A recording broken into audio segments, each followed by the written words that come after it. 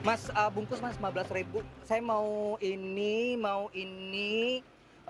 boleh bakwan juga. Aduh, saya mau semua. Ini kalau bulan puasa kenapa selalu lapar mata ya? Kayak banyak banget yang semua rasanya akan dilahap pas lagi buka puasa. Padahal mungkin nanti juga berpotensi nyisa gitu. Tapi orang-orang juga melakukan hal yang sama nggak sih? Nah, kita cek ya. Mau ya Mas, bungkus?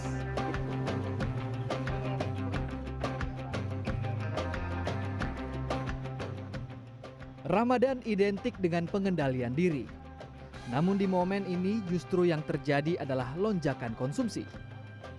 Fakta membeli barang-barang yang tidak perlu justru menjadi hal biasa.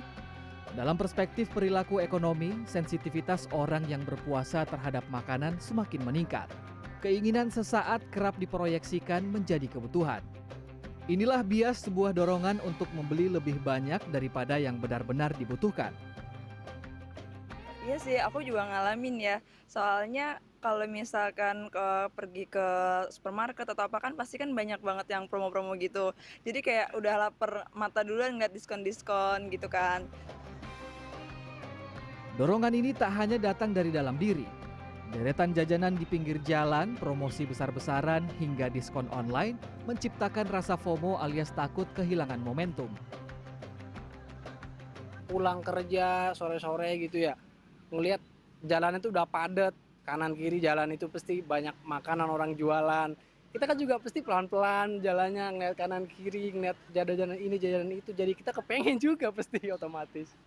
Kalau menurut aku sih ya yang bikin nambah pengeluaran tuh karena harus belanjanya buat lebih banyak gitu loh Mas.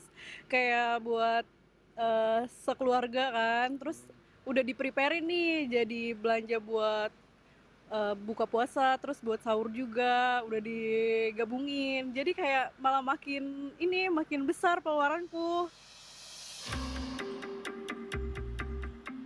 Sementara dalam konteks keluarga, keputusan belanja sering bersifat kolektif dan emosional, bukan berbasis perencanaan rasional. Setiap anggota keluarga terakumulasi menjadi konsumsi yang melampaui kebutuhan. Akibatnya pengeluaran membengkak.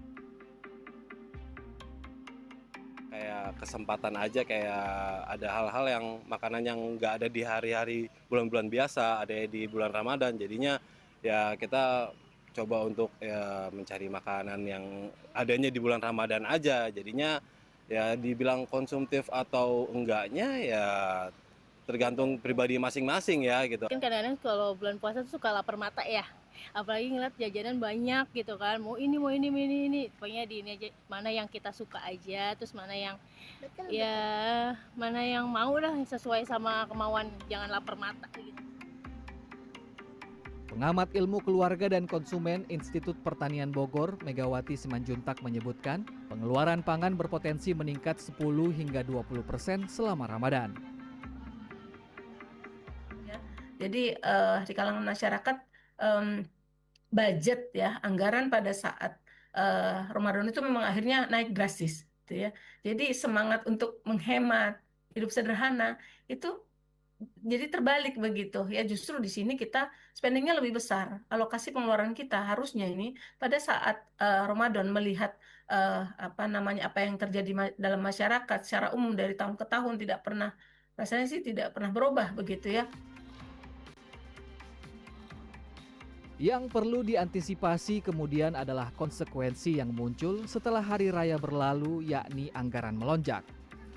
Di sini, masyarakat diharapkan lebih bijak dalam mengatur pengeluaran dan tidak mengambil berbagai tawaran menggiurkan selama Ramadan.